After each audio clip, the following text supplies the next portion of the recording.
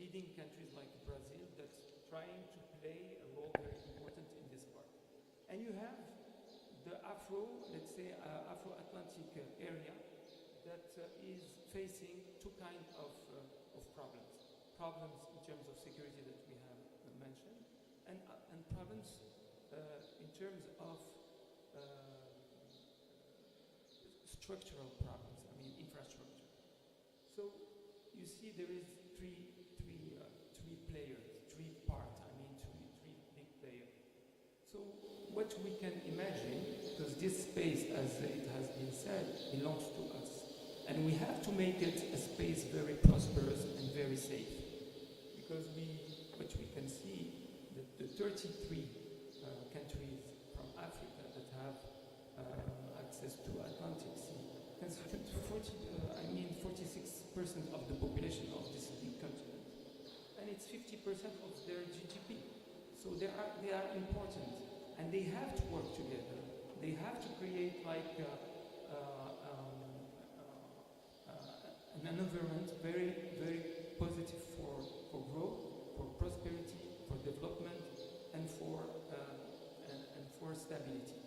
And the fact that there is these three, components of this Atlantic area, very developed, emerging countries, very important African countries, the three of them can play a role and find a way to make this area very safe. And we have many instruments, because the Atlantic Ocean is facing some challenges, but has a lot of opportunities as well. The stock in terms of fisheries is magnificent in Africa. We have seen through the pandemic that the maritime transport is still the way for many countries to do business and to commerce. We have seen as well in terms of oil and gas that the maritime line and transport is still the most important. Despite the gazoduc, oleoduc that we build, the biggest part is going through the Atlantic and to seas anyway. So there is a lot of opportunities and a lot of challenges as well. The most important of them is security, because with this threat in the Sahel, trying to get to the coast, we need to do something rapidly. There is consultation between African countries. There is work that has been done and will be carried out to tackle all these problems. But we believe, as a country, as Morocco, that to develop a cooperation between the three main players in the three areas is very important. To cooperate and to develop the business intra-Africa is important for the development. To connect the ports to the land is very important, because what we have now, it's just some ports that are doing business, but they are not connected to the mainland and the cities. So those are the challenges that we need to work on. But I'm very optimistic.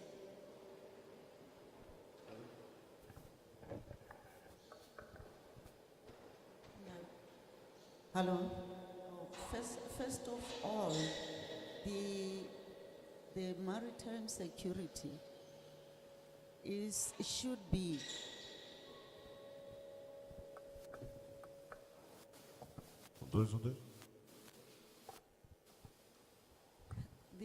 the maritime security should be a collaborative exercise by all the countries involved. In Africa, we depend mostly on the sea for our trade.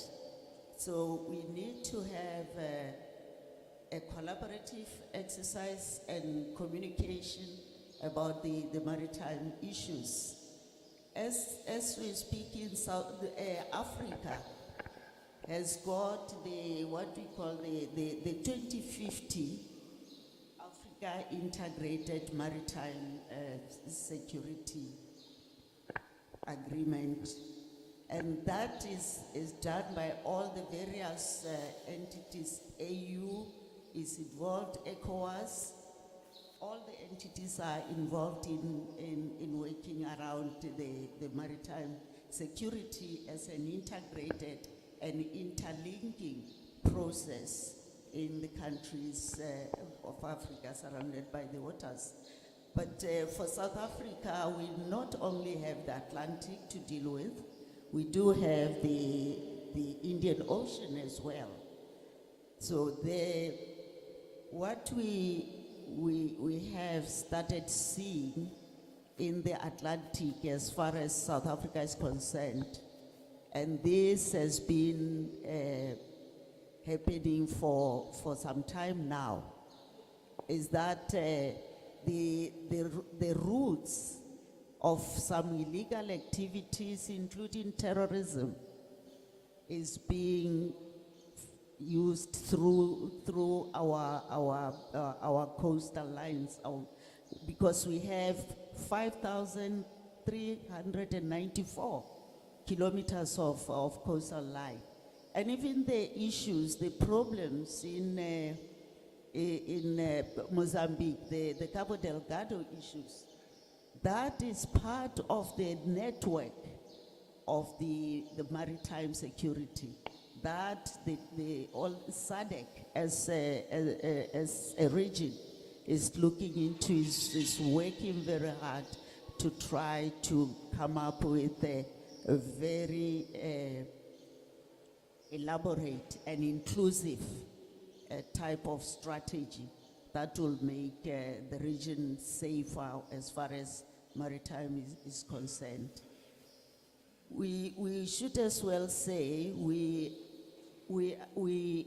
appreciate and welcome the other international communities to be part of the security strategy for the Atlantic. We have been in contact and communication with the various organizations or countries that are part of the Atlantic.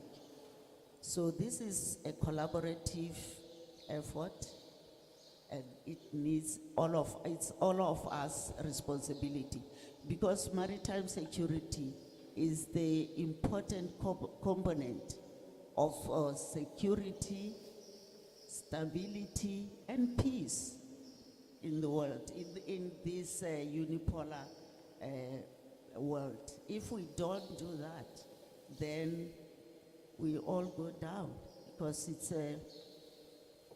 it's something that we, as South Africa, we pay attention to. We, as I said earlier on about the training as a challenge, we are working very hard towards improving the capacity and ability of South Africa to deal with the maritime security, to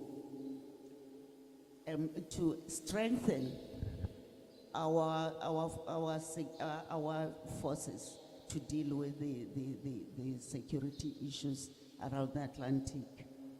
But I think one of the collaborative efforts that seems to be working and yielding some results is the SADC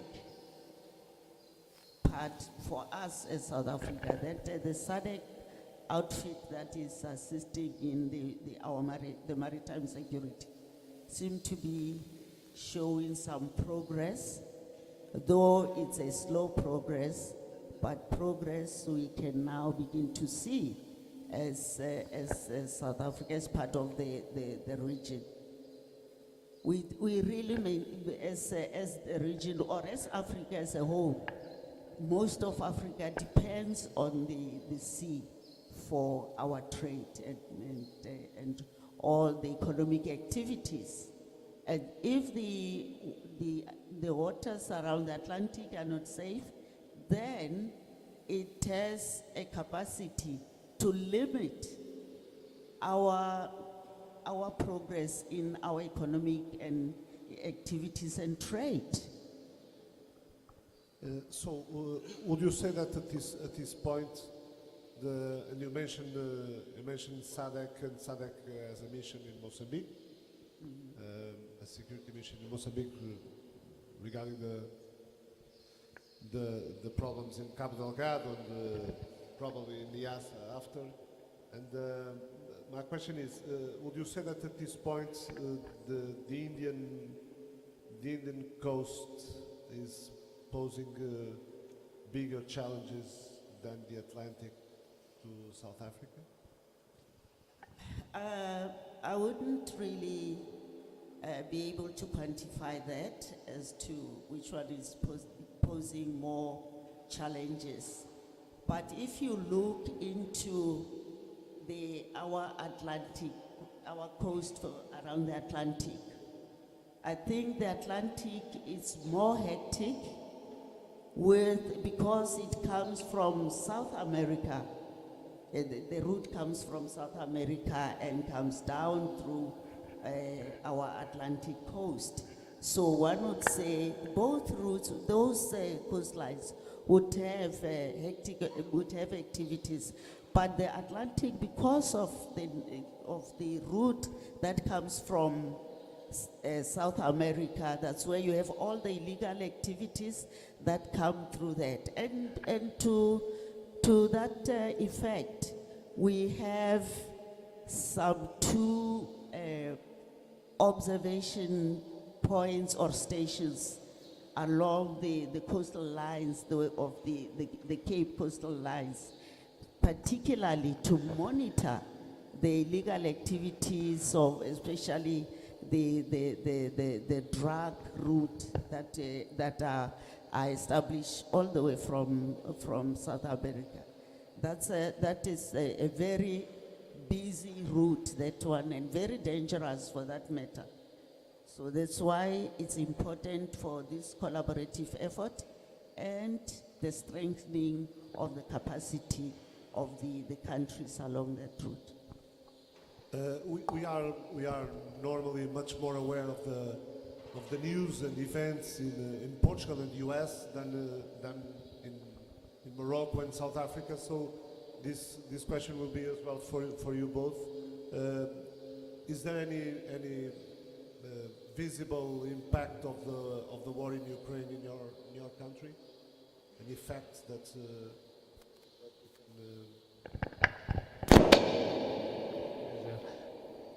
I mean, not specific things for our country, but as all the countries, energy prices are rising. It's a problem, I think, for all countries. Let's say talk about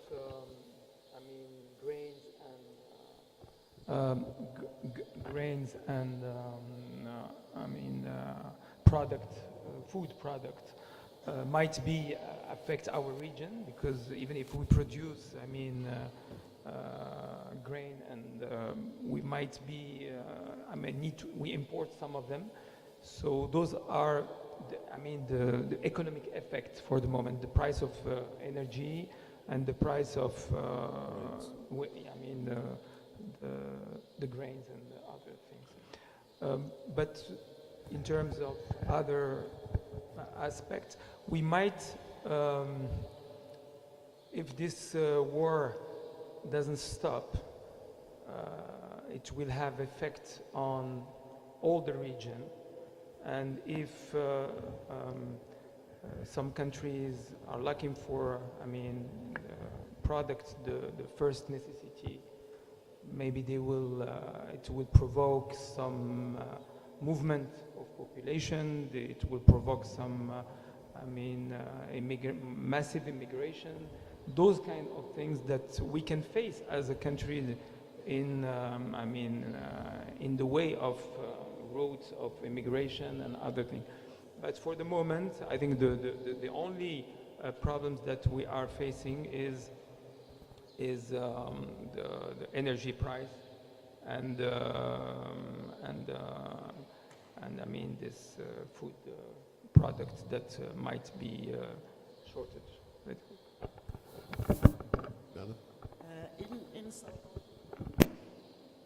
In South Africa, we are as well beginning to feel that impact. From the energy sector, and as well as the byproducts like your cooking oil. At the moment, cooking oil has become very costly in South Africa, to a point of, in some instances, with the poor communities are finding it difficult to afford that. And the grains as well, the price is becoming higher. And the concern is that if this continues, then it's going to have a very serious impact, but not only to South Africa, of course, to the whole world. Most countries are beginning to feel that. Others are feeling it due to the number of immigrants that are coming in from the war areas. Others are feeling it through the energy, because the gas and oil that comes from those areas are not able to be accessed anymore. So it is indeed, we do feel it. I was in South Africa in April. I was shocked for example, to see that a 2-liter bottle of cooking oil is gone to almost 300 rand. A bottle that was in the past about 89 rand. It has now gone up to almost 200, and it's very steep and hard for the community. So the price has gone more than double. Yes, it has gone more than double, and even with the cereals.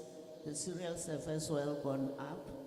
And as far as petrol is concerned, we've had a number of petrol increases, one after the other, because that as well is affected.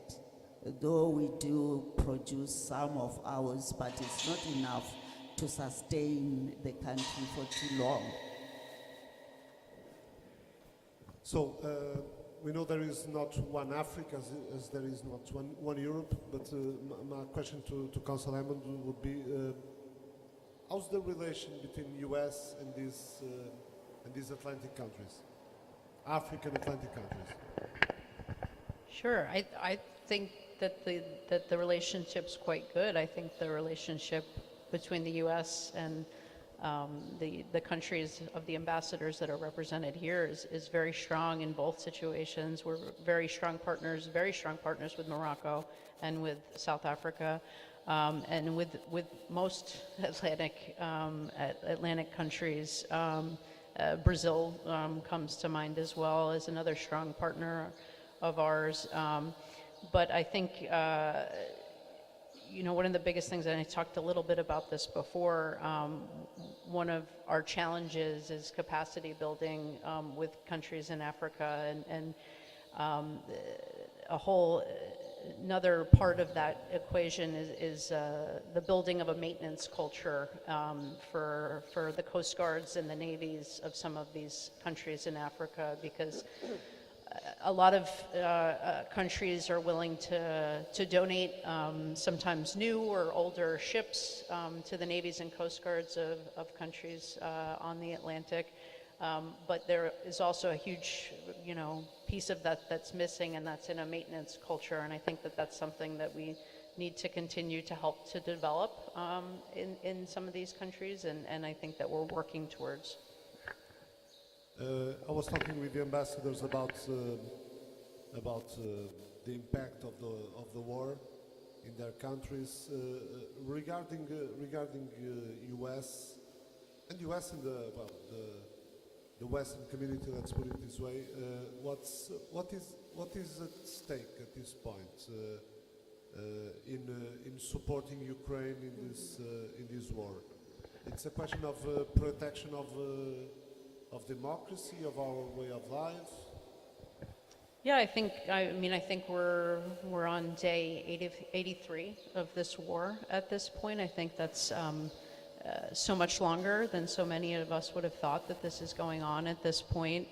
Just yesterday, the United States released another 100 million to Ukraine. I think we're almost up to 3.9 billion that we've given to Ukraine to be able to defend itself. But I think, what's fundamental here is that, the U.S.,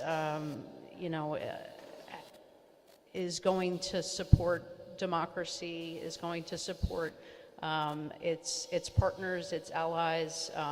Yesterday, the President Biden met with the leaders of Sweden and Finland, and we're supporting their bid for accession to NATO. I think that there's a lot at stake here. And of course, we've seen our energy prices go way up in the United States as well. And I think this is certainly a wake-up call for everybody on energy independence and renewable sources of energy. And that's something that this particular island, Herrera, does quite well with their geothermal energy, and they've got very good goals that they're trying to meet. And I think it's something that a lot of countries can do better on in the area of renewables. I was reading some news these days about NATO and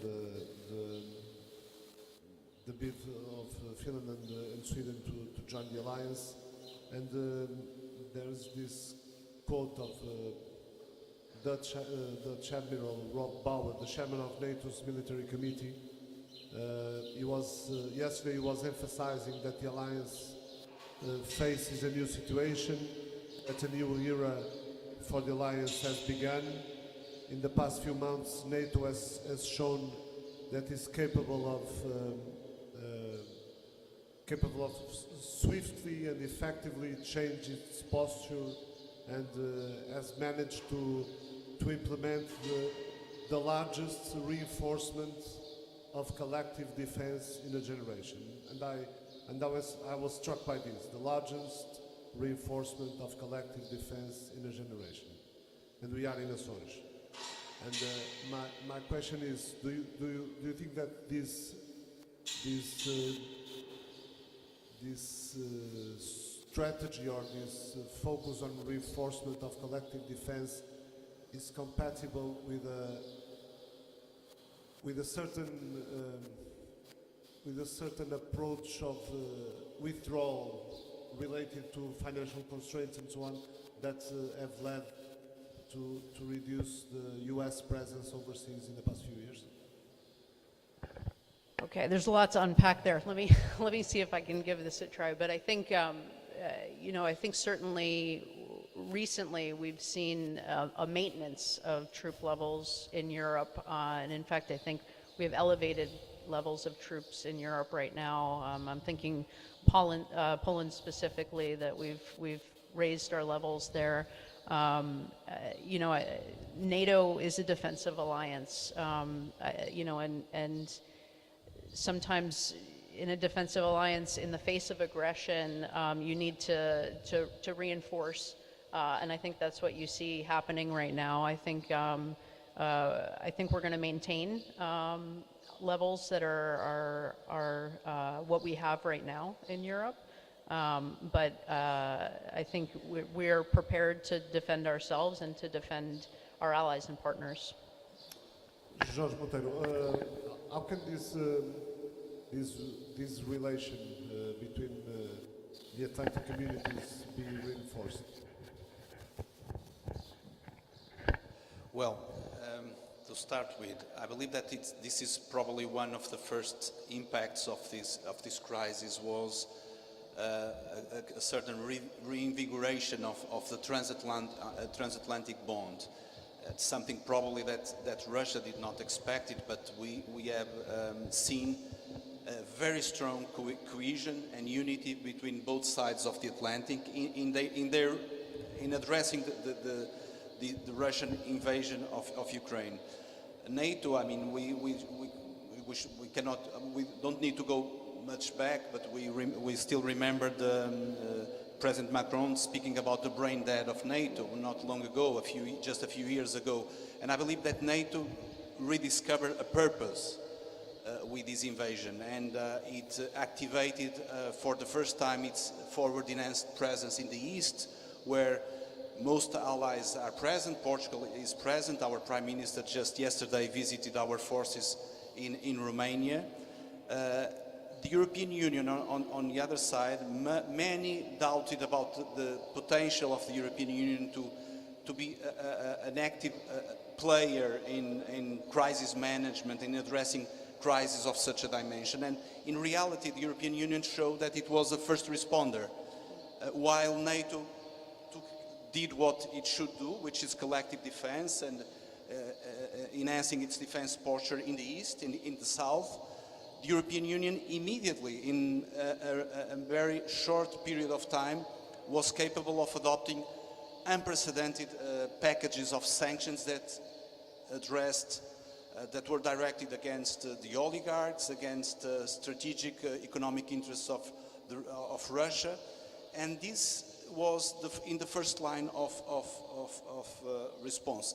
But, and we must stress this, always in a very close coordination with our transatlantic partners. So in the end, I would say, of course, no war is a good thing, but in this case, one of the first impacts of this war was a revitalization of the transatlantic bonds.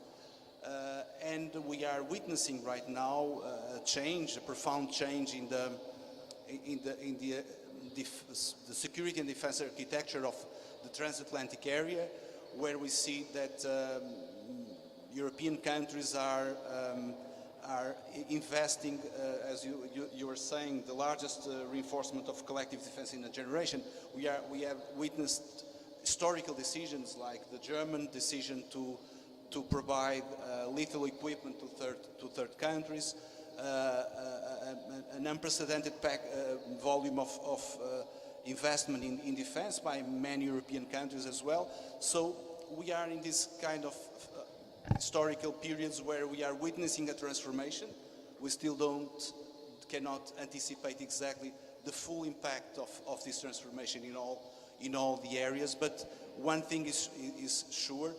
So far, we have achieved a higher level of cohesion and unity, not only between the European Union and NATO and our Euro-Atlantic allies, but we have seen the G7, we have seen our partners in Africa and in Asia, always on the side of the European Union and US, for instance, in replicating the sanctions that were adopted and imposed on Russia. It was not. This is not just a fight between the West and Russia. This is a fight for values that we hope that can be universal values, the values of first of all, the respect for the independence, sovereignty, and territorial integrity of all countries in the world. This is a basic value that unites the transatlantic community, but it goes beyond. But also, I mean, we are, for our democracies, the values of freedom. And basically, we have witnessed this narrative from Russia to try to justify what is unjustifiable, building this narrative that this is a defensive move so that they can. But I think that the real question that President Putin should put to himself is why is the option provided by Russia not attractive to anybody? Why those countries that are trying to join NATO don't want to remain in the area of Russian influence? Because, I mean, even if the economic development might not be better, let's put it that way, at least I believe that nations and people like to live in freedom. So this is one of the That ways. is the point, because it was not put as an option. It was not put as an option. It was not an option. But do you think that you mentioned the concept of transformation? All these measures that were taken and steps that were done, and the reinforcement that was presented at least, were a reaction to what happened in the 24th February.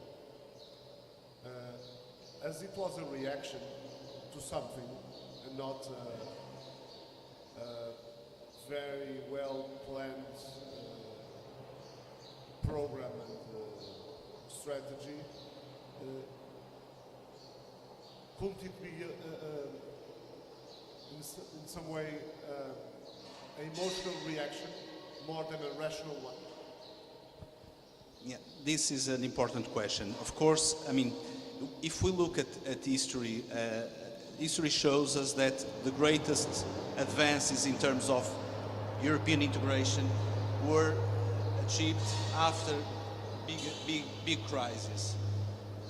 So of course we are living a crisis which has many negative impacts, not only in Europe but everywhere in the world. Ambassadors have already addressed the issue of the increases in prices of cereals, energy. This will have a huge impact, and yesterday we have heard the Secretary General of the United Nations already addressing the possible impact in starvation in many parts of the world, and we need to tackle these issues as together. I mean, and especially Europe and the US and nations which have a stronger resilience to deal with this deal with this crisis. But of course, I understand the question, but I think this is also a rational move, because we are seeing important moves that will have enduring implications for the future. We have seen Finland and Sweden that were non-aligned countries, in the case of Sweden for over 200 years, that faced with the new situations created by the Russian invasion of Ukraine, they very rationally decided to demand to become allies in NATO. And I believe this will change profoundly the nature of NATO, because NATO has been enlarging, it is true, but we have this in NATO which is called the open door policy, which means that any country that has the conditions to contribute to the collective security of the transatlantic area and meets the criteria can be part of NATO. But NATO is not an aggressive alliance. It doesn't pose any threat to any country that does not attack a member of the alliance. So the enlargement of the alliance was always a very rational process and an initiative, first of all by those countries that were former members of the Soviet Union, but they looked at NATO as a way of ensuring their security. And right now we see that Finland and Sweden are in this process. I personally believe that this will strengthen the alliance, and it will create a more a deeper bond between both sides of the Atlantic. So I don't think it is an emotional reaction. Of course, there is a part of emotion in when you are witnessing every day the tremendous killings that are taking place in Ukraine. But this is, I believe, a very rational move, and on the side of the European Union as well, because many doubted of the capacity of the European Union to become a true security provider. And I myself have been involved in these discussions for more than 2 decades, and I believe that we have managed to make more progress in 2 months than in 20 years in terms of the creation of strengthening this European security and defense dimension with important decisions. I would mention just a few ones. I mean, the decision on the approval of the strategic compass, which is a kind of a roadmap to deepen our cooperation in terms of security and defense. Always, and I must stress this, in complementarity and with creating synergies with NATO, because we don't want to replace or to duplicate what NATO does. We have witnessed the creation of this European Peace Facility, which is providing lethal equipment, military equipment to Ukraine. Is one of important parts of the support that we are providing to Ukraine to help them exercise their legitimate right of self-defense.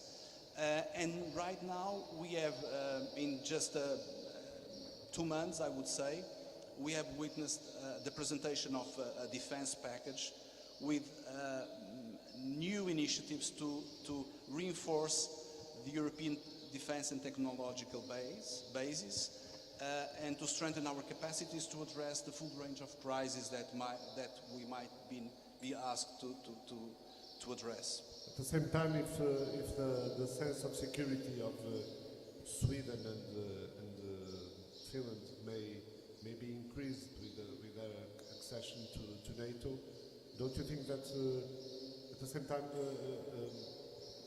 Europe may be more vulnerable, since European Union at least, since it's having 1,300 kilometers of direct border with the Russian Federation?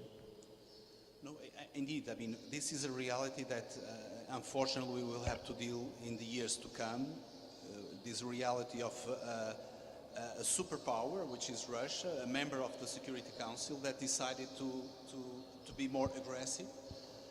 But of course, what we need to do, and I think we are doing that, is to reinforce our capacities to deal and to impede Russia of repeating what they are doing in Ukraine in other parts of Europe. That's what we are trying to do. Our initiatives don't aim to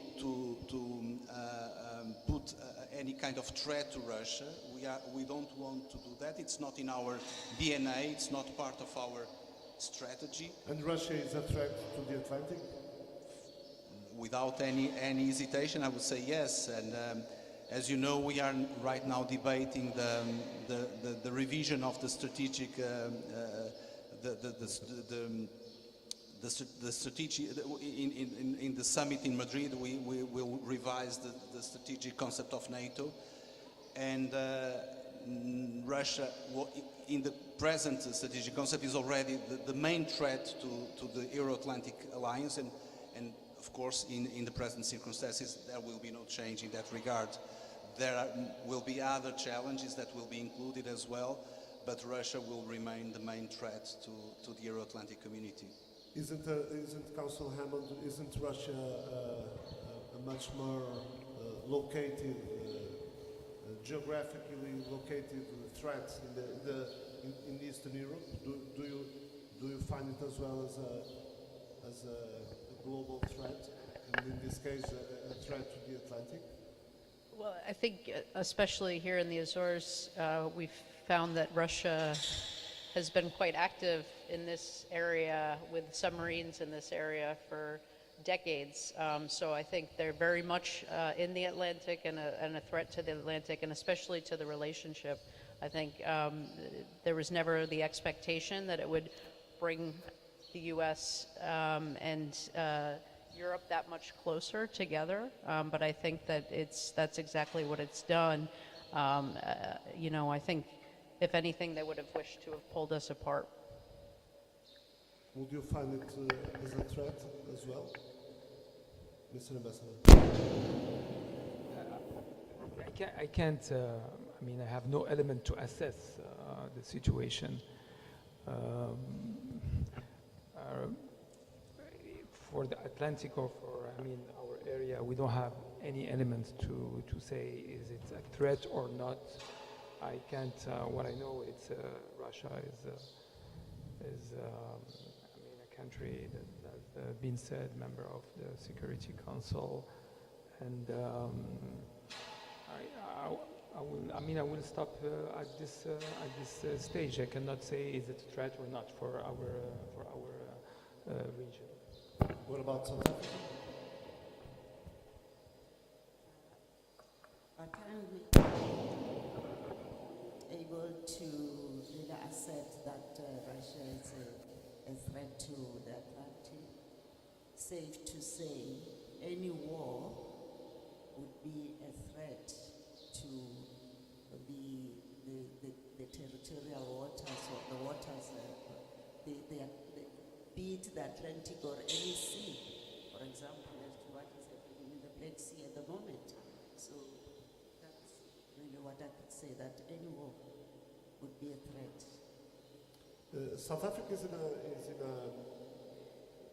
very delicate position because South Africa, as well as Brazil and India, is part of the BRIC countries, and the BRIC countries have not been quite willing to approve sanctions to Russia or to support sanctions to Russia. Maybe at this point I should really clarify South Africa's position. One, South Africa is based on democracy and freedom and respect for human rights. And we are on record about that, saying we don't condone any war by any means. South Africa recognizes sovereignty of states and respect the territorial integrity of all states. That's what we say.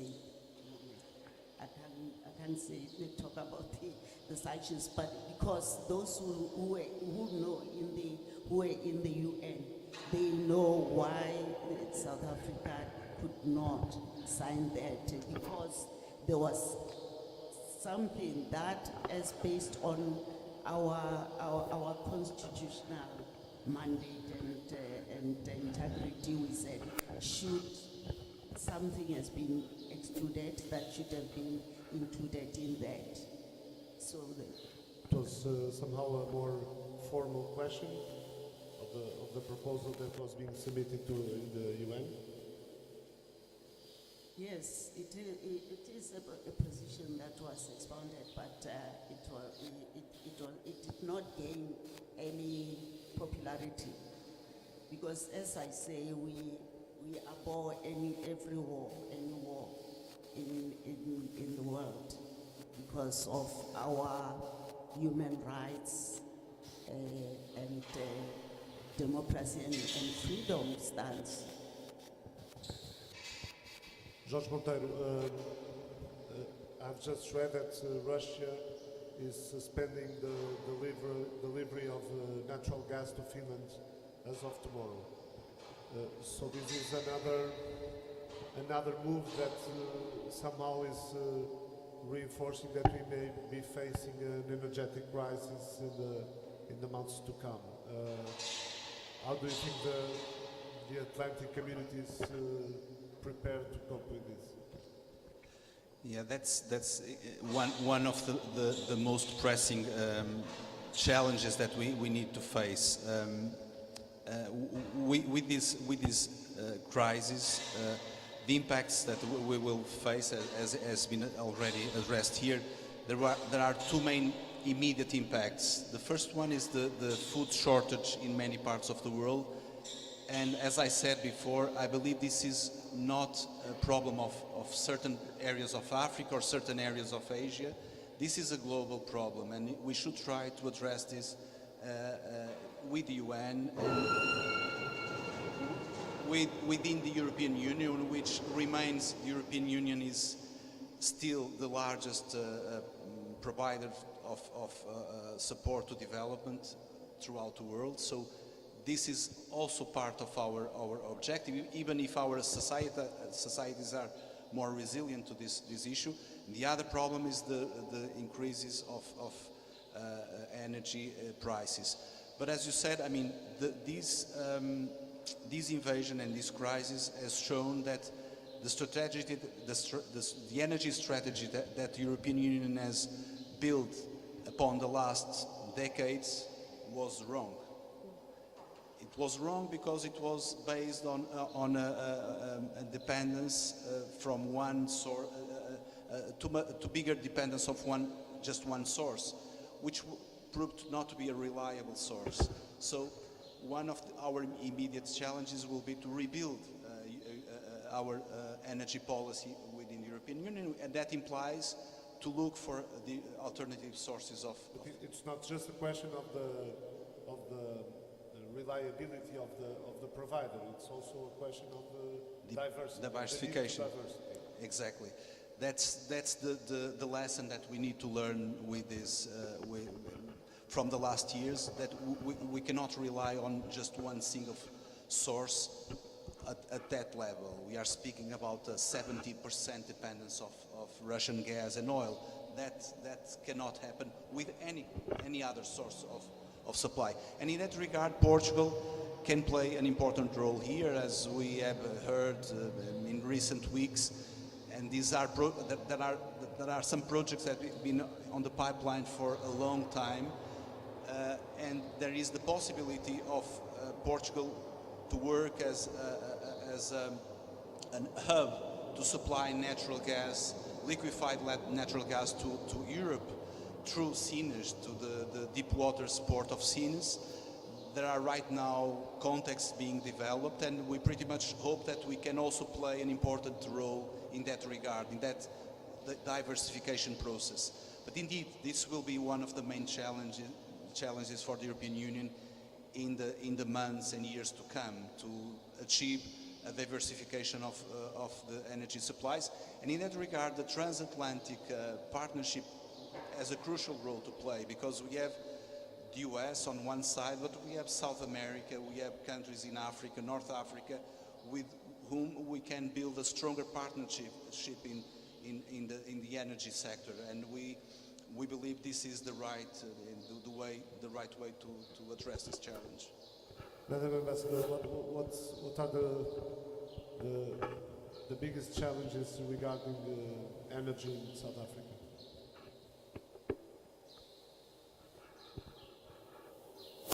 Are you referring to under the present circumstances? Yes. Well, it's that our home production was not yet towards supplying the country with gas for a longer time. So, but we still have other partners that we are dealing with, that are we're getting energy from the other partners. And one other issue about energy is that we are now beginning to plan. We are planning and we have planned, and in a smaller scale, we do have renewable energy, and we are the planning intention is to expand on that. And we've been in communication with Portugal about that, as Portugal is well known for the renewable energy. So that's what we in the moment. The Kingdom of Morocco? So as you know, we don't produce any gas and petrol. We have few, but not enough, to supply our energy needs. But we have developed since now more than 10 years a huge program in terms of renewable energy. You might know that we have the biggest solar plant in the world in south of Morocco, in Ouarzazate.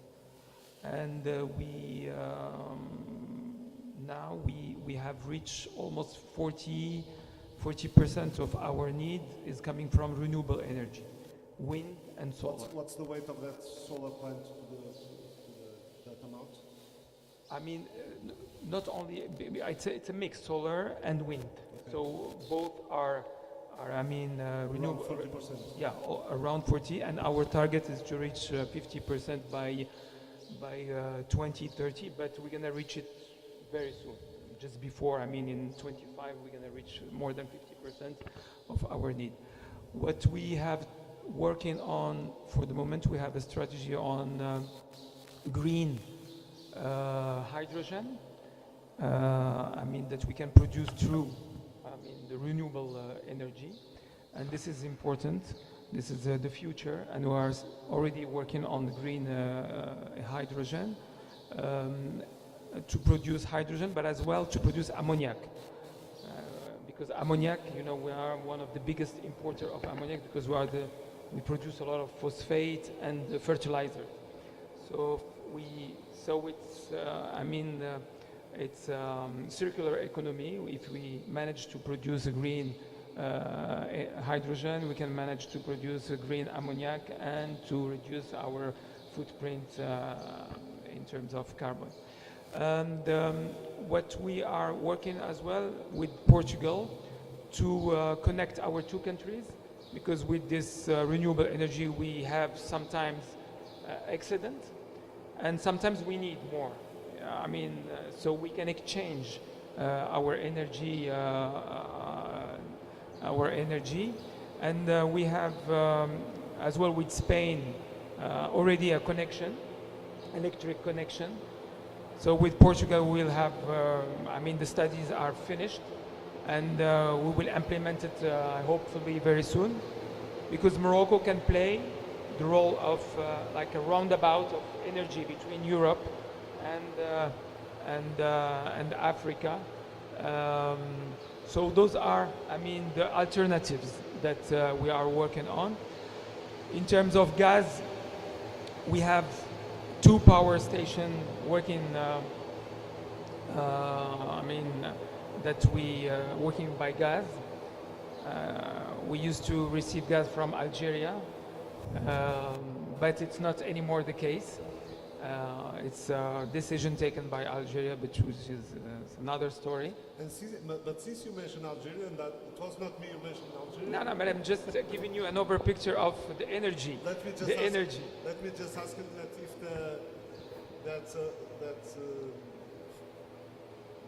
focus that you have on the relation with Portugal and Spain, relating to gas or to wind or energetic connection, let's say, is it also motivated to reduce the Algerian links to the Iberian Peninsula? No, not at all. You should know that the pipeline coming from Algeria towards Morocco and going to Spain and Portugal, it's used to export 93% of this gas to Europe. Morocco take just 7%, and they have decided to penalize Europe more than Morocco because they are stopping exporting 93% of their gas, and Morocco is just using 7%, which is. But we have found other solutions. Now we're going to supply our 2 power plants through other mechanisms, through Spain, because this pipeline, part of it belongs to Morocco. So we're going to use it as a reverse export gas from Spanish ports to Morocco. So when you see this problematic of gas, I think Algeria took a very, bad decision and are more penalizing Europe than Morocco. 7% is nothing.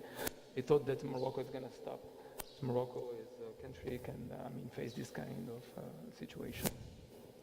Councillor Lehmann, some years ago, the U.S. embraced, or at least was preparing to some kind of energetic revolution. With a focus on renewable energies and shale gas and so on. Probably during the administration that came after the Obama administration, some priorities changed. What is the state of art at the moment? How's the U.S. energetic landscape at the moment? Sure, I think,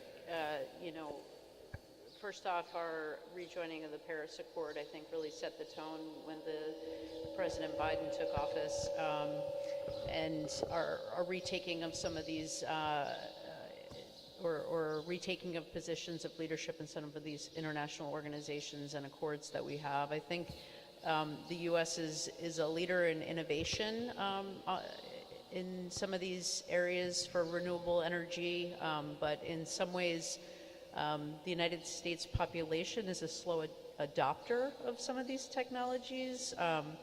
You know, it'll be interesting to see if, with gas prices going up like they are, if more people decide to look at hybrid vehicles, decide to look at electric vehicles. You know, it almost reminds me of, you know, the price of a pack of cigarettes. It goes up, it goes up, it goes up, but people keep smoking. But if the price of gas keeps going up, are people still going to cling to their gasoline-powered cars in the United States? I think the U.S. has a car culture. So many of our great movies in the U.S. are based around muscle cars, and it's something that's tied to our identity. And I think it's something that is hard to give up in some ways. But you know, hopefully there's that break point, like there sometimes is with the price of a pack of cigarettes, and people move more into the vehicles that are more gas efficient or electric. But I think there can at times be a disconnect between the innovation and then the adopting of that technology in the U.S. Right. In the beginning of our conversation, you mentioned the climate changes and the challenges that we have in the Atlantic, and the need to map and to research. Would you name a specific project or program that one should be paying attention to in the next future? A specific project? Or a program, or... Sure, I know that, you know, we have, outside of, you know, military alliances and security alliances, we also have ocean alliances, and you know, we have the All-Atlantic, which, you know, I believe South Africa and Morocco are both part of the All-Atlantic, and Anchor, and these are alliances that look to know more about the ocean, that look to have an all-Atlantic approach to the ocean.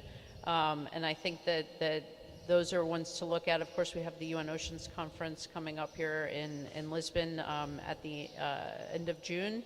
And I think, you know, we've talked a lot today about economic security being a vital part of, you know, our collective security, and so much of that's derived from the ocean and from the climatic changes we see from climate change. Jorge Monteiro, Portugal is probably one of the few European countries that really probably cares as much about the Atlantic North as the Atlantic South. It's part of our external or foreign policy. Could you brief us a bit on that as well? What are the main Portuguese interests regarding these different areas of the same ocean? Indeed. You mentioned, and precisely, we are precisely here in this initiative, and forgot to mention at the beginning, and to thank the Atlantic Center for inviting us to be here. But this is a materialization of this approach to the Atlantic. So this is a whole of Atlantic approach, a platform that unites countries from both shores of the Atlantic, from the north and from the south. And this has to do, again, with our DNA. We all know, Portugal has a long tradition of an historical presence in the African continent. We have very strong bonds with, first of all, with the Portuguese-speaking countries of the community of Portuguese-speaking countries. But beyond that, with South Africa, with Morocco, with many countries in Africa, and we tend to look to the Atlantic and of course we are members of NATO, this alliance that it's the security alliance of the north part of the Atlantic, but we also are important contributors, and we attach a great priority to the stabilization of the South. And this explains why we are within NATO, but in particular within the European Union, one of the main advocates for the reinforcement of the relation of the European Union with the South. There is no discussion on any subject in the European Union where Portugal does not raise the flag and is advocating a stronger relation with the South. We are right now present in the Sahel, for instance, helping countries in the region fight the terrorism that is spreading, unfortunately, after a period where we managed to somehow to contain the spreading of the terrorism. Right now, unfortunately, it is spreading and it is progressing in the direction of the Gulf of Guinea. And Portugal is also present in the Gulf of Guinea in an initiative which has to do with the promotion of a topic that the ambassador touched upon, which I believe is one of the biggest priorities that we all face, which is maritime security. We are present in the Gulf of Guinea in a European initiative called Coordinated Maritime Presences in the Gulf of Guinea, which is helping to fight the problem of piracy, organized crime, and all these criminal activities that hamper the development of sane economic relations, that put into question the sea routes and so on. So Portugal has this perspective. We look at the Atlantic in a global perspective, look to the south, to South America as well, where we have strong bonds also with the countries in Latin America, with Brazil, first of all, which is a member of the Atlantic Center. And I believe that the Atlantic Center is really the example of this approach of our foreign policy. It would not be conceivable for Portugal to launch such an initiative without involving the countries of the whole Atlantic. And I believe it's also one of its successes. And so what should this Atlantic Center or this Atlantic community be more and more, Madam Ambassador?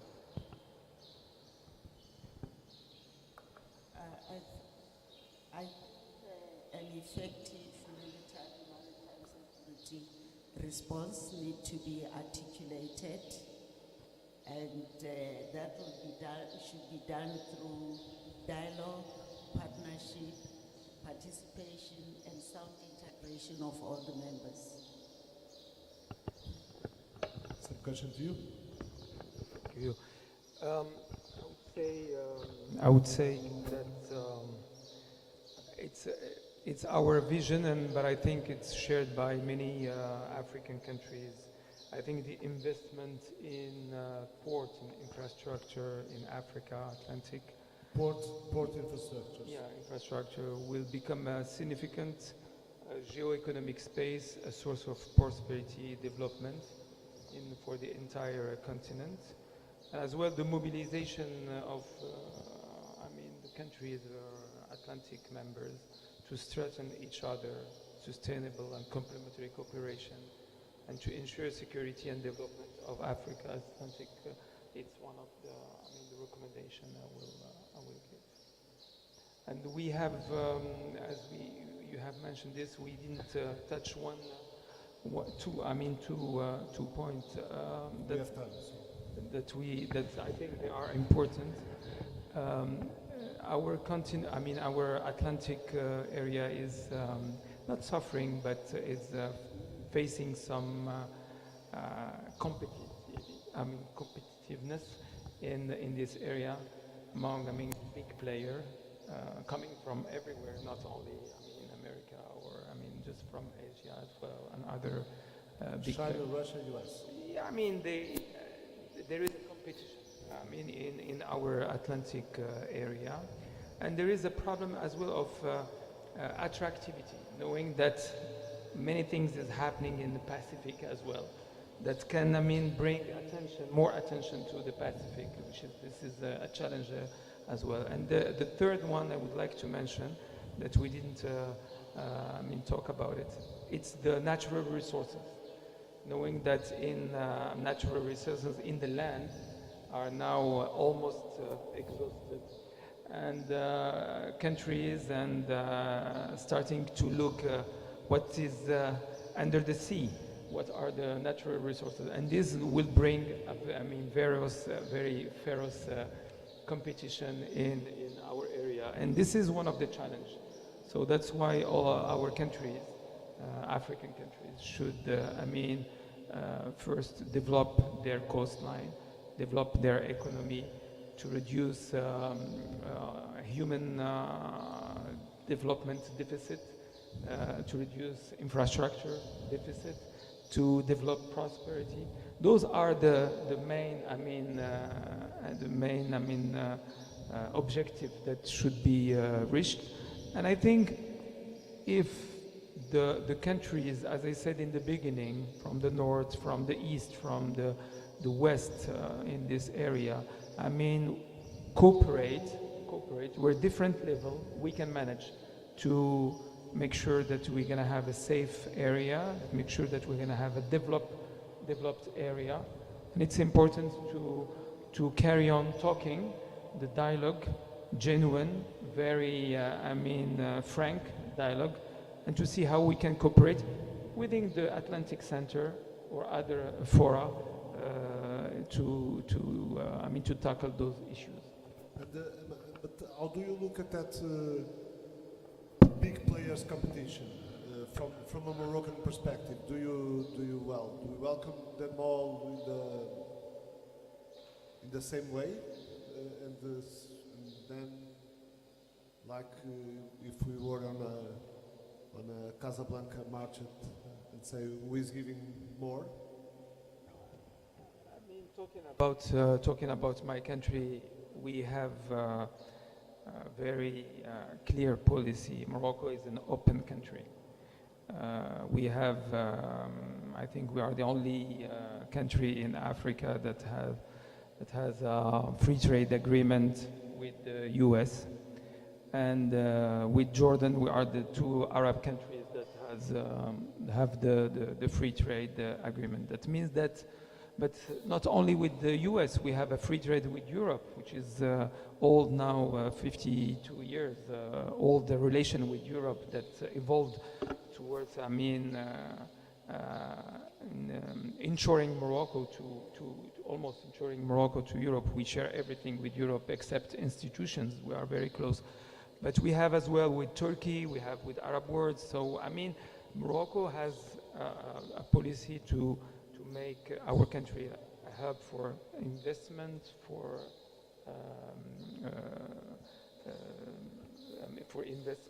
commerce, and for, I mean, it's open for everyone. So what I was saying about the competition in our space, it's just to mention that this competition exists.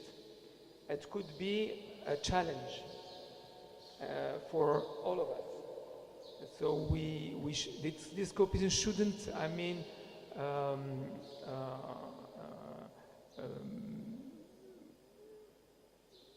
how to change our vision. I mean, we should, I mean, focus on what is essential for our area. This is what I wanted to mean by this very hard competition in the Atlantic Sea. Ms. Herbert, is the awareness of this competition that makes stronger the interest of USA in this part of the Atlantic?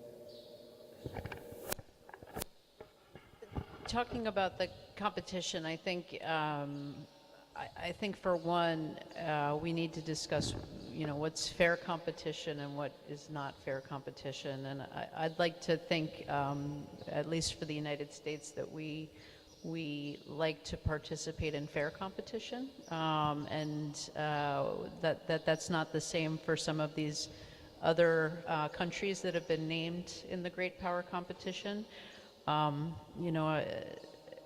serving in Africa during my career, I saw, you know, what has been referred to as, you know, soccer stadium diplomacy, and you know, there was not a focus on the environment in the building of some of these structures, and it wasn't just soccer stadiums, highways, and I like to think that you know, the partners on both sides of the Atlantic we would be their preferred partner of choice because they see that we engage in fair competition.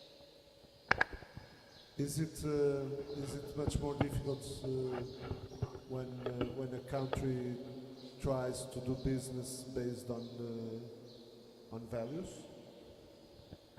Yes, I think so. You know, within the U.S. government, we have very strong rules about how we can deal with other countries. You know, we have very strong rules against graft, against corruption, and sometimes that puts the United States at a disadvantage because we're not able to grease the skids, so to speak, to use the American phrase. We're not able to, you know, send people on, you know, vacations to try to get an advantage in a negotiation.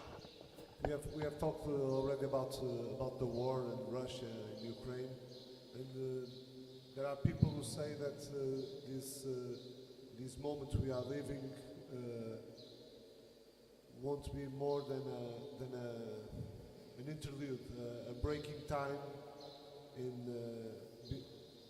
the middle of a great power competition between US and China. What do you think about this? Will we after this war ends, and it shall end one day, will we be back to a very strong competition between the US and China, even in the Atlantic? Yeah, I think the first thing that comes to mind is that it's so hard for me to think of the war in Ukraine right now as an interlude, because it seems like we're so in it every single day and seeing it every single day. But as far as this being, you know, back to a competition between the United States and China after the war, and I hope that the war ends soon, you know, I think the United States wants to continue to look for ways to work with the Chinese people. I think, you know, our administration, the U.S. government has always said that we have respect for the Chinese people, respect for their history. Some of our discomfort comes with the government itself, but not with the people. So I think we look to a future where we have more collaboration between the Chinese people and the American people. Do you think that this war has brought about a shift or a reverse of the trend that was being recognized publicly by U.S. leaders regarding the focus on the Pacific? So certainly I think there's been a shift or a pivot away. I think, you know, we still see a real value in a strong Indo-Pacific, but I think at the same time there's renewed optimism and renewed sense of being, of alliance in this transatlantic relationship. Council Lemons, Mr. Ambassador, Madam Ambassador, Judge Ribeiro, thank you all. It was a very pleasant conversation. This roundtable is finishing, but there will be a closing remarks moment right away or in a few minutes. Thank you very much to you all. Thank you.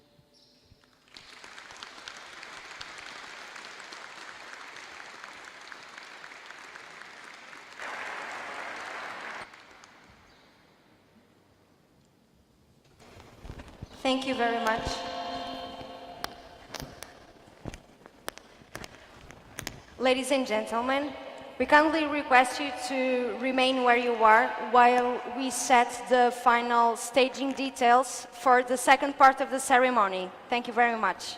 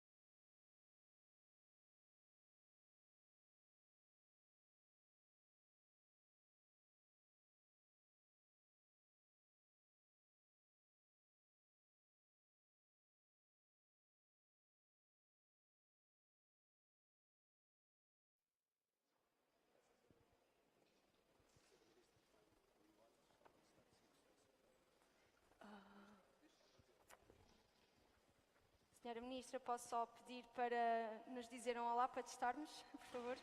Olá, boa tarde a todos. Conseguem ouvir? Conseguem ouvir? Não estão a ouvir? Sim, senhora. Posso? Good afternoon once again, ladies and gentlemen. Welcome to the closing ceremony of the second course on Maritime Security of the Atlantic Center. The Atlantic Center is an initiative driven by a group of Atlantic countries that share common interests and a vision of peace and prosperity for the whole of the Atlantic, with Portugal as its host nation.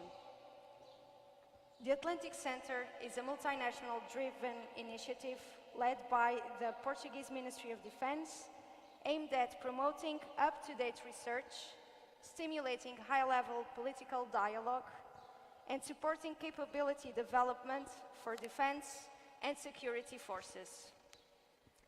Its major goal is contributing to improve the security contexts of all communities across the Atlantic. The center, which will be hosted here at the Laje Air Base in the Azores, is already actively contributing to improve cooperation and dialogue across the Atlantic. It is also producing and disseminating knowledge on threats and risks facing Atlantic nations and communities, and is investing in the reinforcement of the existing capabilities of Atlantic states to exercise sovereignty. To this date, 20 Atlantic nations have committed to developing this initiative, and the new roadmap for the development of the Atlantic Center, adopted last January by all participating states, is providing guidance on the objectives and means necessary to develop this initiative. The Center remains committed to actively contributing to the definition and implementation of national and regional strategies, and to promoting peace, security, and prosperity in partnership with regional and civil society organizations, armed forces, and security forces. I invite the coordinator of the Atlantic Center, Licínia Simão, to address the audience.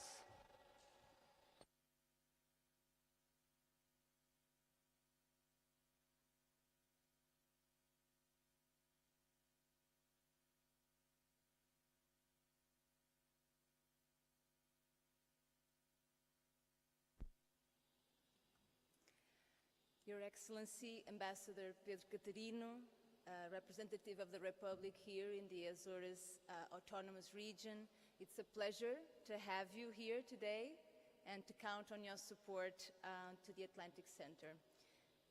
Your Excellency, Professor Helanika, Minister of National Defense, allow me to thank you for the unwavering support the Atlantic Center has received from you, both before you took office and since then. It gives us great hope for the future of this initiative. Your personal efforts to honor this event and to try to be here today is a testament of how valuable you consider this initiative to be. Your Excellency, Dr. Pedro Faria e Castro, Regional Undersecretary for the Presidency of the Regional Government of Azores. Sir, you are by now a good friend of the Atlantic Center, and you have been a committed ambassador within the regional government for this project. Although we would be very happy to have President Bolieiro here with us today, we feel very well accompanied by your presence. Ambassadors and military attachés, representatives of the Armed Forces and Ministry of Defense, local authorities, speakers and auditors to the second course on maritime security, dear guests, ladies and gentlemen.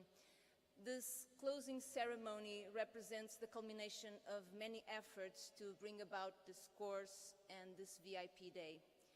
The entire event was only made possible by a large team within the Ministry of Defense, duly supported by the many entities who often collaborate with us.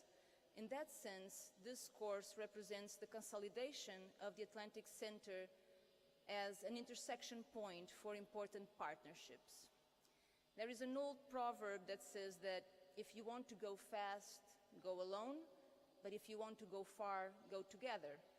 We at the Atlantic Center want to go far, so we continue to invest in enlisting others to go with us. This is the reason why partnerships have become so relevant for our work, both this week and more generally in our course of action. The annual course on maritime security has become one of the flagship events of the Atlantic Center. After the first course took place here at BA4, as it's fondly known, 1 year ago, we immediately decided that this would become an annual event at the Azores, addressing different dimensions of maritime security.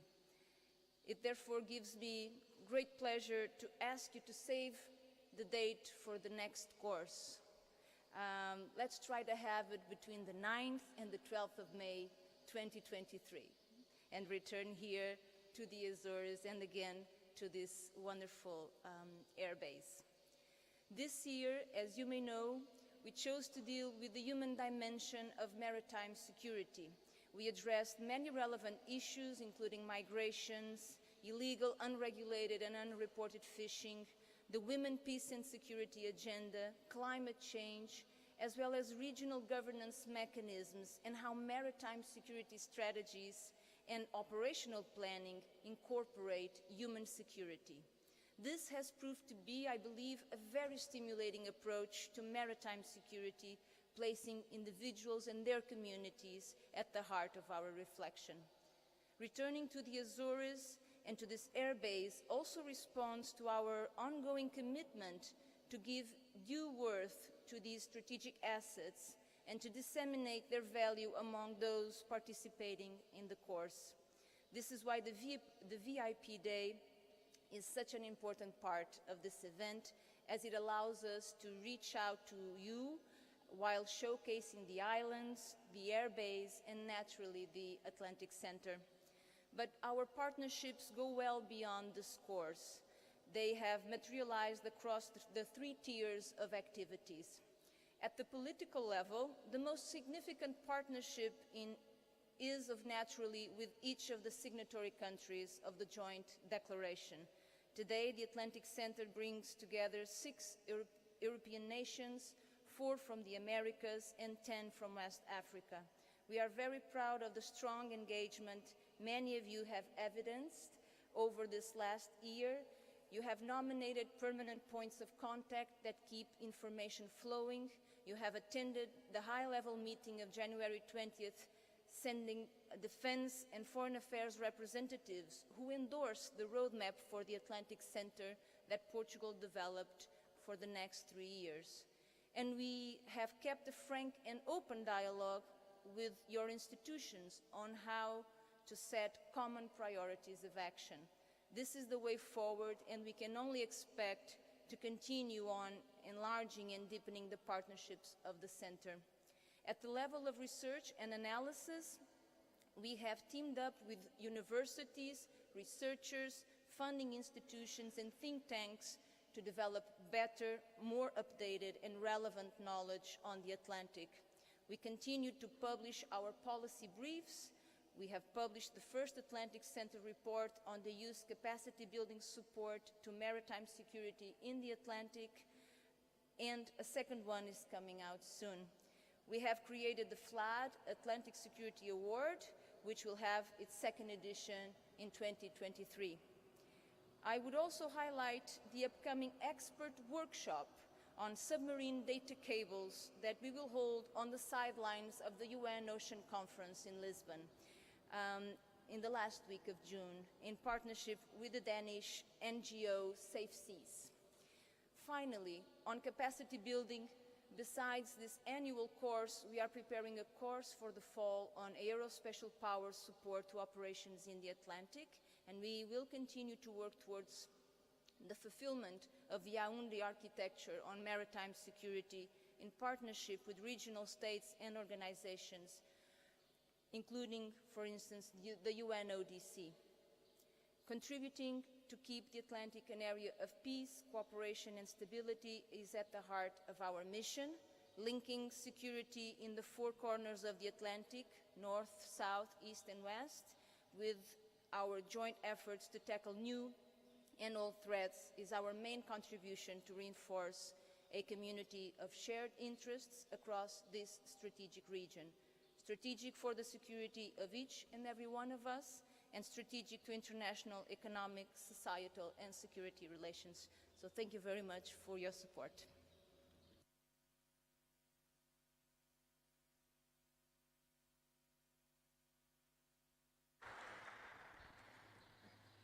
We now invite the Regional Undersecretary of the Presidency of the Regional Government of the Azores, Pedro Faria Castro, to deliver some remarks.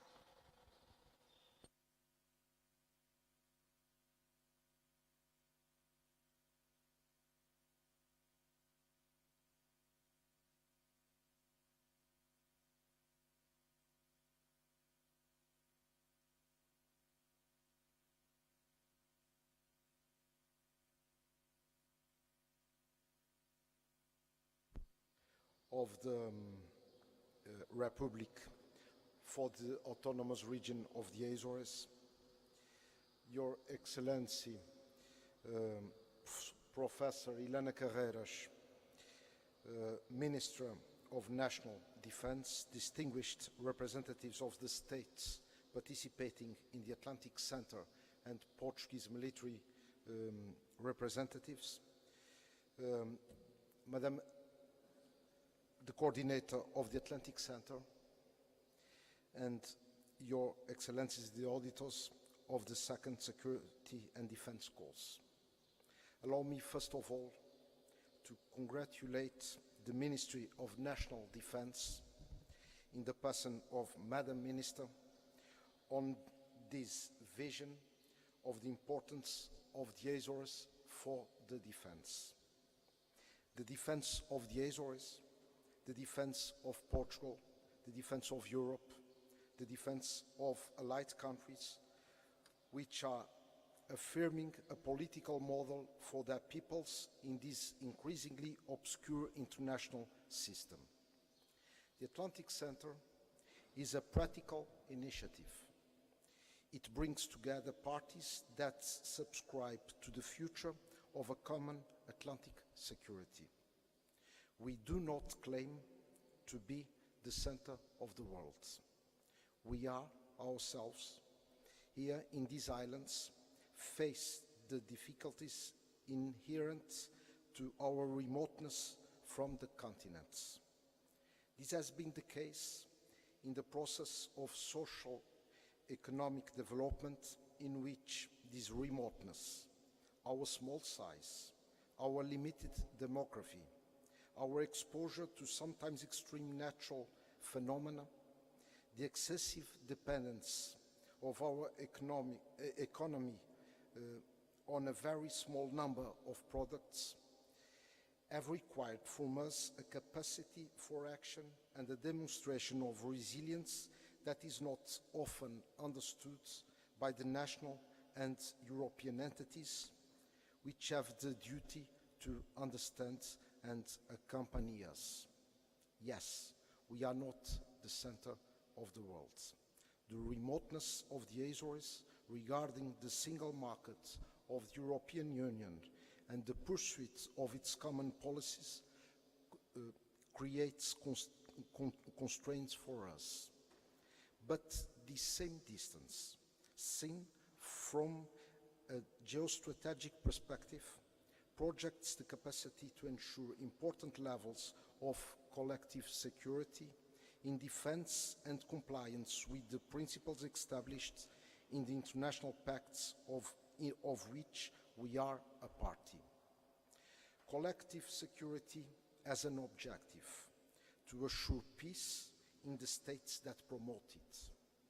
Peace alongside war is a phenomenon that has determined the history of humanity. It is the most precious element of human relations, however, the one so badly treated. Peace will not do at any price. Peace must be accompanied by a guarantee of values, values of civilization that set the course of a people.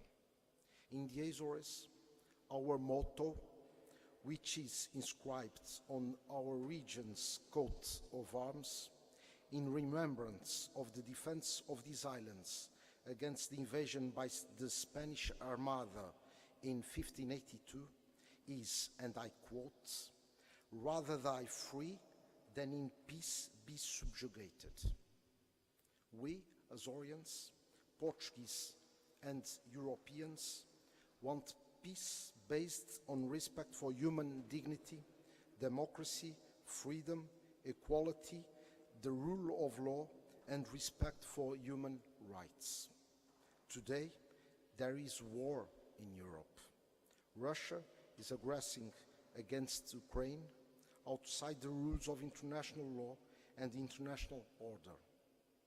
Globalization and the consequent greater economic independence between regional blocs pose a threat to the adoption of coherent conduct by many states, pressured by the need for immediate satisfaction of national objectives, which ensure popular support for the established political leaderships. It is certainly necessary to rethink ways of ensuring that the values that we affirm in and defend in the democratic states are combined with the policies that are exposed to international relations. Only in this way will we promote a more just, democratic, and egalitarian world. But until then, we must work on collective security, the defense of nations, and the guarantee of protection for free peoples. And there is, as I said at the beginning, an express recognition of the importance of the Azores for Portugal defense, for the defense of the Atlantic space. The Azores can only be defended with resources.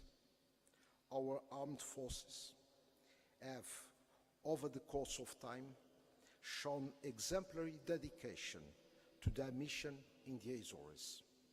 But times are changing. Portugal's growing responsibilities in the Atlantic impose corresponding means. The fulfillment of Portugal's statement of its sovereignty on these islands, which is shown primarily by its security and defense missions, is the Republic's first and greatest contribution to its citizens who have these islands as their home. And not forgetting that this obligation of the state is nothing more than the application of the principle of the subsidiarity enshrined in the Constitution of the Portuguese Republic and the European treaties, an essential element of the political organization of a modern and democratic state. The autonomous region of the Azores and its government will support all initiatives that affect its territory and that contribute to the success of Portugal's foreign policy in the concert of nations, as we have in fact been doing for almost 46 years. The Article 7 of our Constitution cannot be a simple list of intentions. It must be consistent, and the Azores are naturally part of this equation. When it comes to security and defense, we are destined to bring together both national and regional interests. I am convinced that, for this reason, we are an example for some countries. The place where we are now, the BA4, portrays well what I have just told you. The land, these 9 islands, the sea and the air, and now the space are real dimensions that geography attributes with special relevance to the Azores. You are always welcome in the autonomous region of the Azores. On behalf of the President of the Azores government, I thank you once again for your presence, and I hope that the Atlantic Center will continue to bring together our friends from the four corners of the Atlantic in the search for solutions to improve security for our peoples and peace. Thank you very much.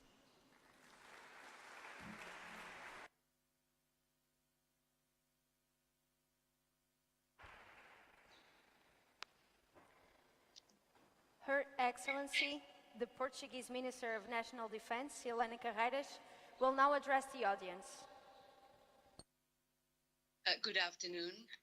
Representative of the Republic in the Azores, Regional Undersecretary of the Presidency, Member of Parliament, ambassadors, attachés, and representatives of our partners in the Atlantic Center, Coordinator of the Atlantic Center, representatives of the Armed Forces and the Ministry of Defense, dear guests and members of the second course on Maritime Security, ladies and gentlemen. I am delighted to join you today for the closing ceremony of the second course on Maritime Security promoted by the Atlantic Center, and allow me also to congratulate Cameroon and the Portuguese Navy for their day, which is signaled exactly today. After a very intensive week of meetings in Brussels and a visit to our military men and women deployed in Romania, this is the best possible end-of-week event that I could imagine. Unfortunately, it was not possible for me to join you in person as planned, profiting to visit Airbase number 4 for the first time as Minister of Defense. But I am certain that there will be occasions to visit the base soon, and allow me a word of genuine appreciation to the Air Force. I want to acknowledge the outstanding cooperation of the Air Base Commander, Colonel Felipe Zinheira, and his team have extended to the Atlantic Center in preparing and hosting the course. In fact, this course is the result of the collaboration of many entities, including the Armed Forces and the General Chief of Staff, the Ministry of Defense's General Secretariat, and the Ministry of Foreign Affairs. This year's event is a partnership of the Atlantic Center with the National Defense Institute, NATO Committee on Gender Perspectives, and the Ministry of Defense of Cameroon. So thank you all, our partners, for your commitment, and all the auditors for your interest in this course. Before sharing with you my views and the views of the Portuguese government for the Center, allow me also a word of appreciation to the participants in the roundtable discussion we just had. It has been a pleasure to listen to the South African and the Moroccan ambassadors' views on the challenges of the Atlantic Ocean. Let me acknowledge particularly Ambassador Bahanini's willingness to change his schedule to accept our invitation. It was very much appreciated. Madam Consul Hammond, we are very pleased to have you represent the U.S. Ambassador to Portugal in this roundtable. And I was thanked also to Mr. Jorge Monteiro, Director for Security and Defense Issues at the Portuguese Ministry of Foreign Affairs, with whom we keep a very close partnership on the Atlantic Center. Finally, my thank you as well to our moderator, Ricardo Alexandre, for the lively debate he promoted this afternoon. Ladies and gentlemen, the Atlantic Center represents one of Portugal's most significant investments in Atlantic security and in multilateral cooperation. Through this initiative, which I hope you had a chance to get to know better, we are actively contributing to peace and stability in one of the areas with greatest strategic value for Portuguese security and for the promotion of our interest, the Atlantic. We define ourselves as an Atlantic nation by geography and by destiny, And the stability of this region is invaluable to us as a nation with strong ties in Europe, in transatlantic relations, and in relations with Africa and South America. Because we see our security as being interdependent on the security of others, we decided to develop the Atlantic Center as a platform to promote dialogue on security and defense issues. Allow me to reiterate how strongly committed to this project the current government is. The Ministry of Defense is responsible for its development in close articulation with the Ministry of Foreign Affairs and the Armed Forces, and we will continue to mobilize the political will and the resources needed. Setting up the new facilities for the center in the Azores is also in line with the Portuguese government's perspective of valuing the Azores, as was just mentioned. Although insularity brings additional hurdles to our action, it also brings added value by providing strategic depth, outreach capability, and knowledge about the ocean. The center will constitute an investment in the air base's potential and a recognition of its valuable strategic position. This week, you have discussed maritime security, so allow me to address this issue in particular. Different countries look at the maritime security differently, some looking at it from a strict military viewpoint, others incorporating the many activities that take place at sea. Others still looking at the connections between dynamics at sea and inland. By raising awareness of the importance of maritime security for many of the activities that support our economic and social well-being, the Atlantic Center is contributing to develop answers to common challenges. Portugal, remarkably, does not have a maritime security strategy. This is a gap in our strategic thinking. We have developed a national strategy for the sea, focusing on the scientific, economic, and environmental dimensions of maritime activities. Portugal is also addressing the issue of national maritime special planning to better regulate the use of the sea. Besides that, as you are aware, we have submitted an application with the United Nations for the extension of our continental shelf.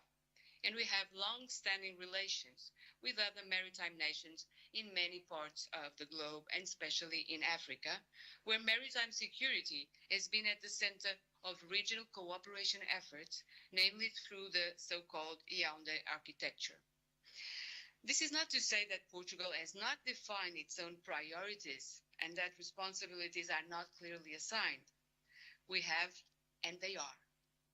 However, since the maritime domain is one of the most fast-changing security environments of our time, the setting of priorities and the allocation of resources is an ongoing challenge.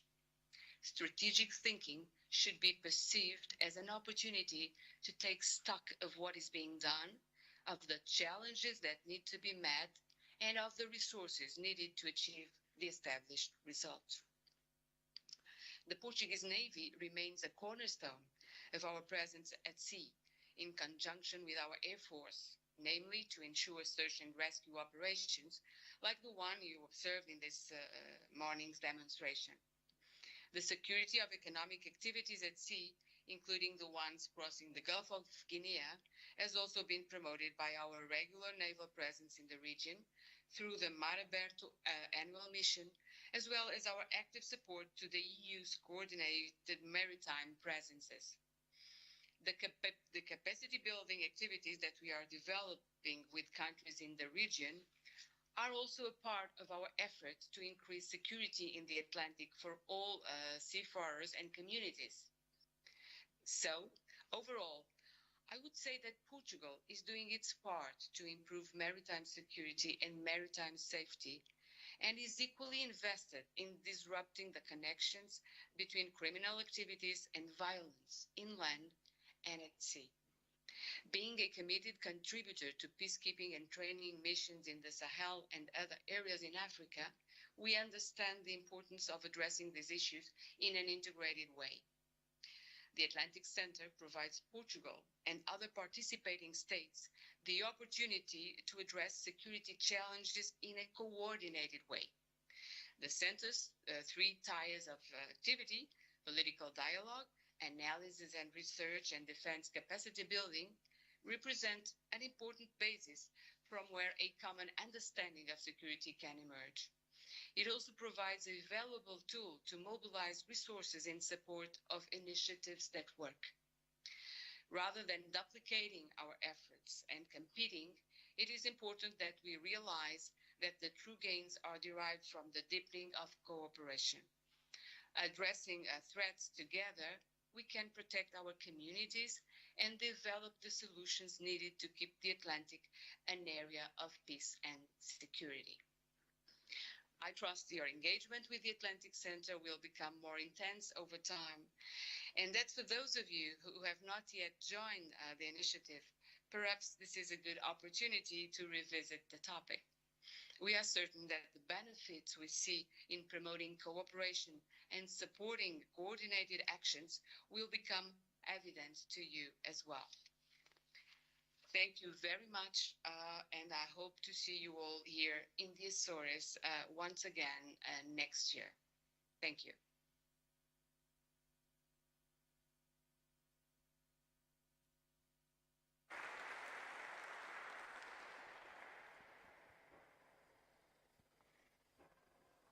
We now declare the ceremony closed. We invite you to an Azorean Biscoit wine tasting. Thank you.